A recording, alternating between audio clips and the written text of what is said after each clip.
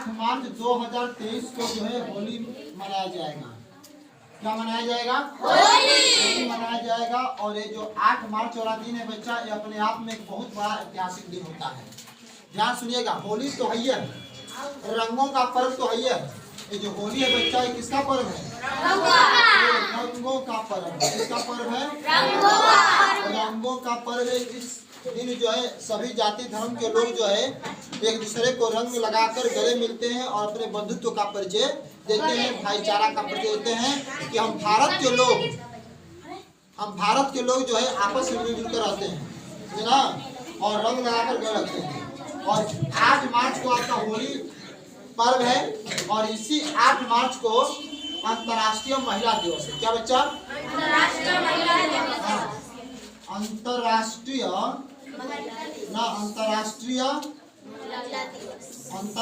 यहाँ पर आंसर रहेगा अंतर्राष्ट्रीय महिला दिवस है। कौन दिवस बच्चा? अंतर्राष्ट्रीय महिला दिवस। कई तारीख को? तो याद करके रखिएगा कि 8 मार्च को होली रंगों का पर्व है, उसको भी मनाएंगे हम लोग। और 8 तारीख को जो है अंतर्राष्ट्रीय महिला दिवस भी है। इस तरह देखा जाए तो होली पर्व इस वर्ष का बहुत महत्वपूर्ण होने वाला है। तो पहला पॉइंट होली के बारे में हम बताएं आपको। तो बच्चा होली होता क्या है? तो होली को बोलते हैं फागुन महीना वाला पर्व। क्या बोलते हैं? यह पर्व जो है बच्चा किस महीना में आता है? फागुन। हिंदी माह में एक फागुन महीना होता है। हिंदी माह में एक फागुन, देखो अंग्रेजी बोलते हैं ना हम लोग जनवरी फरवरी मार्च अप्रैल मई, तो उसी प्रकार हिंदी में एक फागुन महीना है। और हिंदी माह के अनुसार फागुन महीना से ही साल का शुरुआत होता है। साल का शुरुआत यानी फागुन महीना से ही साल जो है शुरुआत हो जाता है। वर्ष का शुरुआत हिंदी महीना के अनुसार कौन महीना शुरू होता है? फागुन महीना से। और इसी फागुन महीना में एक पर्व आता है जिसका नाम है होली। क्या नाम है बच्चा? होली। जिसका नाम क्या है? होली। और यह होली जो है कैसा पर्व है? रंग बरसे रंगों का त्योहार है। रंगों का त्योहार। और इस दिन होली पर्व को जो है फागुन महीना में होली पर्व को भारत में रहने वाले, कहाँ बाबू? भारत में रहने वाले विभिन्न जाति धर्म के लोग, विभिन्न जाति धर्म के लोग आपस में मिलजुल कर एक दूसरे को रंग लगाकर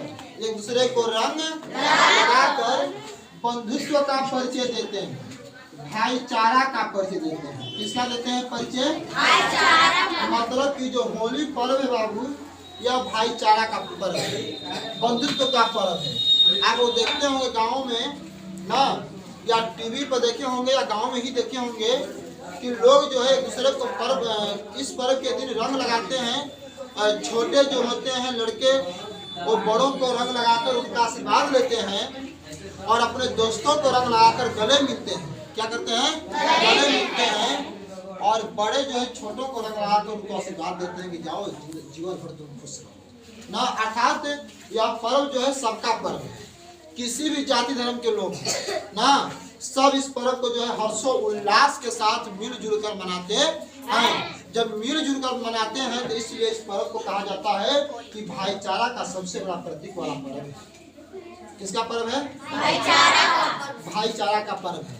और हम सभी लोगों को, भारत के हम निवासी हैं, भारत के मूल निवासी हैं हम लोग, और इस भारत में ही नहीं बल्कि विश्व में भी होली पर्व मनाया जाता है। तो इस पर्व को हम सबों को अच्छी तरह से मिलजुल कर अच्छी तरह से संपन्न करना चाहिए।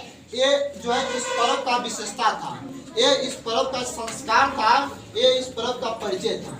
लेकिन बाबू आप लोग देखते हैं कि गाँव में या शहरों में कुछ ऐसे लोग होते हैं जो इस पर्व को बदनाम करने का काम करते हैं। वे कौन लोग होते हैं?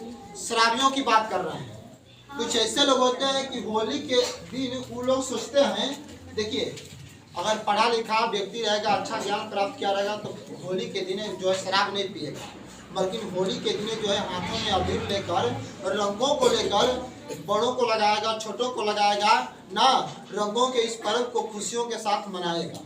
लेकिन होली के दिन देखा जाता है गाँव में या शहरों में कुछ ऐसे लोग, ऐसे तत्व कुछ होते हैं जो शराब पीते हैं। क्या पीते हैं? शराब। और शराब पीकर जो है होली के रंगों के पर्व को जो है बेकार बना देते हैं ना, बेकार बना देते हैं। बाबू याद रखना, और जो लोग इस वीडियो को देख रहे हैं इनसे भी मैं आग्रह करना चाहता हूँ, होली का पर्व भाईचारा का पर्व है, बंधुत्व का पर्व है, एकता का पर्व है, रंगों का पर्व है।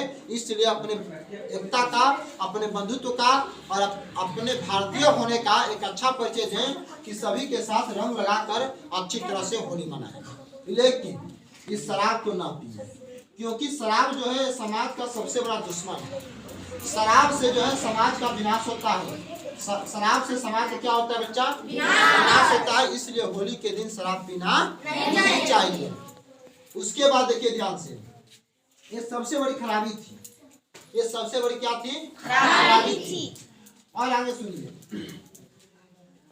बाबू, आप लोग विद्यार्थी हो तो होली का तो हम परिचय बताए, लाभ भी समझे क्या इससे लाभ होने वाला, क्या फायदा होने वाला है। अब थोड़ा सा रंगों से हानि भी होता है।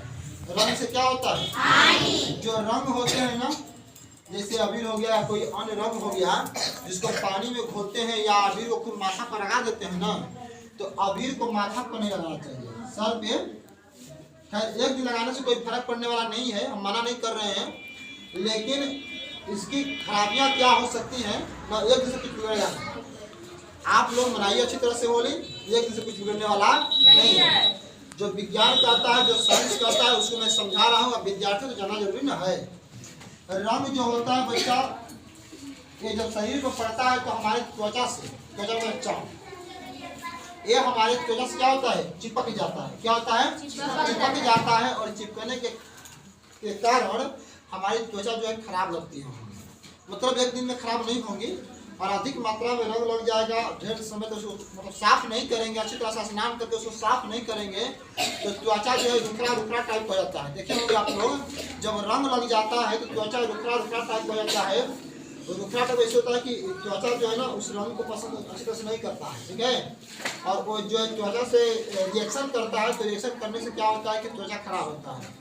त्वचा जब खराब होता है तो वहाँ पे चर्म रोग टाइप का कुछ भी उत्पन्न हो सकता है, और त्वचा में चर्म रोग आ सकता है, मतलब आ सकता है, ठीक है। और एक दिन हम आने से कुछ होने वाला नहीं। और आगे बढ़ते हैं बच्चा, और आगे बढ़ते हैं, ध्यान रखिएगा। होली रंगों का पर्व है, समझ गए? होली किसका पर्व है? होली जो है रंगों का पर्व है ना। लेकिन ध्यान रखिएगा, ये रंगों का पर्व मनाया कब जाता है? मनाया कब जाता है? तो इसको समझते हैं। रंगों का पर्व, रंगों का पर्व कब मनाया जाता है? सुनिए ध्यान से। ए बाबू, ए लड़की, हल्ला मत करो। जब अच्छी बातें होती हैं तो ध्यान से सुनो और ग्रहण करो ना। और यही सारी बातें अगर तुम लोग को समझ में आ जाएगी तो एक समय आएगा कि तुम लोग भी यहाँ पे खड़े होकर बोलोगे, अन्य बच्चों को समझाओगे, गाँव के लोगों को। अच्छी बताओ कि हम पढ़े लिखे तब ना बोल रहे हैं हो। अगर हम पढ़े लिखे नहीं होते तो यहाँ बड़ा पकड़ा के बोलते नहीं बोलते। तो ध्यान से सुनना चाहिए ना, बातों को ध्यान सुनोगे तो भविष्य में सब काम नहीं करेगा। सुनिए ध्यान से, भैया लोग सुनिए ध्यान से। हर एक टॉपिक के प्रति कुछ न कुछ ऐतिहासिक पहलू जरूर होता है। हम लोग का टॉपिक क्या है आज का? होली क्यों मनाया जाता है? प्रश्न है, ठीक है। सुनिए ध्यान से, होली क्यों मनाई जाती है? इसके पीछे एक पौराणिक कथा है। पौराणिक कथा वेद पुराणों में कहा जाता है कि आज से बहुत वर्ष पहले की बात है, बहुत वर्ष पहले की बात है। ऐसा कहा जाता है कि धरती पर हिरण्यकश्यप नाम का एक राजा हुआ करता था। हिरण्यकश्यप नाम का एक राजा हुआ करता था, जिसके पुत्र का नाम था प्रहलाद। और प्रहलाद जो थे, शॉर्ट में ही बताएंगे आप लोगों को। प्रहलाद जो थे वो हिरण्यकश्यप के पुत्र थे और भगवान श्री हरिनारायण विष्णु के परम भक्त थे। हिरण्यकश्यप एक ऐसा दैत्य था जो ब्रह्मा जी का तपस्या किया और ब्रह्मा जी को खुश करके उनसे एक ऐसा वरदान मांगा कि इस ब्रह्मांड में हमें कोई न मार सके। मतलब कि अपने आप को अमर बनाने वाला वरदान मांगा था। ना तो हमें आकाश में कोई मारे, ना तो पाताल में कोई मारे, ना तो हमें धरती पर कोई मारे, ना मतलब कि हमें कोई कहीं ना मार सके ना, इस प्रकार का वरदान मांगा था। लेकिन एक जगह ऐसा था जिसको भूल गया था, जिसको बोलते हैं चौखट। इस सब चर्चा करेंगे। तो हिरण्यकश्यप का एक पुत्र थे जिनका नाम था पालाद, और हिरण्यकश्यप अपने आप को भगवान मानता था, जबकि उनका पुत्र खुद पालाद जो है अपने पिता हिरण्यकश्यप को भगवान नहीं मानते थे। हिरण्यकश्यप कहा करते थे कि इस पूरे संसार को बनाने वाला इस संसार का भगवान है, मतलब कि मेरा और आपका सबका मालिक एक है, सबका ईश्वर एक है, वो है हरिनारायण विष्णु। इसलिए हरिनारायण विष्णु के अलावा इस संसार में और कोई भगवान नहीं है। ऐसा कौन कहते थे? हिरण्यकश्यप से पालाद कहते थे ना। और हिरण्यकश्यप जो अपने पुत्र पालाद से कहा करते थे कि सुनो, मुझे ईश्वर मानो, पूरे ब्रह्मांड का मैं ही ईश्वर हूँ। पालाद इस बात को मानते नहीं थे। अंततः जो है हिरण्यकश्यप अपने पुत्र पालाद से जो है क्रोधित हो जाता है और अपने पुत्र पालाद को कई बार मारने का प्रयास करता है। पहाड़ पर्वतों की चोटियों से उठाकर फेंकवा देता है, उसके बावजूद भी पालाद बच जाते हैं, अर्थात उनको भगवान श्री हरिनारायण विष्णु बचा लेते हैं। फिर एक समय ऐसा आता है कि हिरण्यकश्यप की एक बहन थी जिसका नाम था होलिका। क्या नाम था? हिरण्यकश्यप की एक बहन थी जिसका नाम था होलिका। क्या नाम था बच्चा? होलिका। और होलिका को ब्रह्मा जी के द्वारा ऐसा वरदान मिला था कि होलिका को आग कभी भी जला नहीं सकता। आग कभी भी होलिका को जला नहीं सकता है, क्योंकि ब्रह्मा जी के द्वारा एक ऐसा चादर दिया गया था वरदान स्वरूप होलिका को कि जब होलिका उस चादर को ओढ़ लिया करती थी तो उसका आग भी कुछ बिगाड़ता नहीं था। तो हिरण्यकश्यप परेशान होकर अपनी बहन होलिका को याद किया और होलिका आई और होलिका का आदेश दिया कि मेरी बहन, ये मेरा पुत्र जो है मुझे ईश्वर मानने से मना कर रहा है, ये मेरा पुत्र हो ही नहीं सकता, मेरा पुत्र नहीं, इसको मैं मृत्यु दंड दिया हूँ और मैं तुम्हें आदेश देता हूँ कि इसको ले जाओ और अग्नि के हवाले कर दो। हिरण्यकश्यप के कहने पर चीता का प्रबंध किया गया। अनेकों प्रकार के ईंधनों को जुटाकर चीता जो है बनाया गया और उसी पर हिरण्यकश्यप को जलाना था, आग के हवाले कर दिया गया था। होलिका जो उनकी बुआ थी, उनकी बुआ, किनकी बुआ? पालाद की बुआ, जिसको हम लोग बुआ कहते हैं। पालाद की बुआ थी होलिका और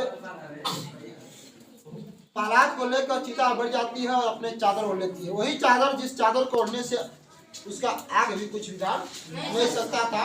एक तरफ पालाद को जबरन बैठा दिया जाता है और एक तरफ जो है होलिका जो है चादर को ओढ़कर बैठ जाती है और उस चिता में आग लगा दिया जाता है और आग खूब धाकना शुरू कर देता है। बहुत मतलब अग्नि का जो तांडव जनते करते हैं, अग्नि अपना स्वरूप पकड़ती है और बहुत तेज ईंधन जलना शुरू कर देता है। लेकिन देखते देखते ऐसा होता है कि होलिका के शरीर पर जो चादर था, जिस चादर को ओढ़कर होलिका अपने आप बचा रही थी आग से, वो चादर अचानक जो है होलिका के शरीर से हट जाता है और जाके पालाद को क्या करता है? ढक लेता है और होलिका का उसमें दहन हो जाता है और पालाद बच जाते हैं। अर्थात इस कहानी के माध्यम से मैं ये बताना चाहता हूँ कि होलिका जो है असत्य के राह पर चल रही थी और पालाद जो है सत्य के राह पर चल रहे थे। तो जीत किसका हुआ? सत्य का जीत हुआ, धर्म का जीत हुआ, सच्चाई का जीत हुआ कि संसार में बस ईश्वर वही है जो पूरी सृष्टि को बनाया है। और अंततः होता क्या है कि होलिका जो है उसी आग में जल के भस्म हो जाती है और उस अधर्मी होलिका का आग में जब निधन होता है, उसका जो है उसका शरीर जल के राख हो जाता है और सत्य का विजय होता है। उसी सत्य के विजय की खुशहाली जो है पूरा संसार मनाता है। और इसी होलिका जो पर्व हम लोग मनाते हैं, आग लगाकर ऐसे चीता बुझते हैं, ऐसे बोलते हैं चीता बच्चा, ऐसे चीता बोलते हैं और इसमें क्या लगाते हैं? आग लगाते हैं। तो आग लगाने का मतलब ये होता है कि जब जब धरती पर असत्य का प्रचार हुआ है, जब जब धरती पर धर्म जो है संकट में पड़ा है, उस समय जो है कोई न कोई महामानव जन्म लिया है और उस अधर्मी को आग के हवाले कर आग में जलाकर सत्य का विजय किया है। ये होलिका का प्रतीक है। और इसी होलिका पर्व के एक दिन बाद मतलब अगले दिन रात में होलिका दहन होता है और अगले दिन अगले दिन जो है हम लोग एक नए सोच के साथ असत्य को हम लोगों ने रात में क्या किया था, जलाया था।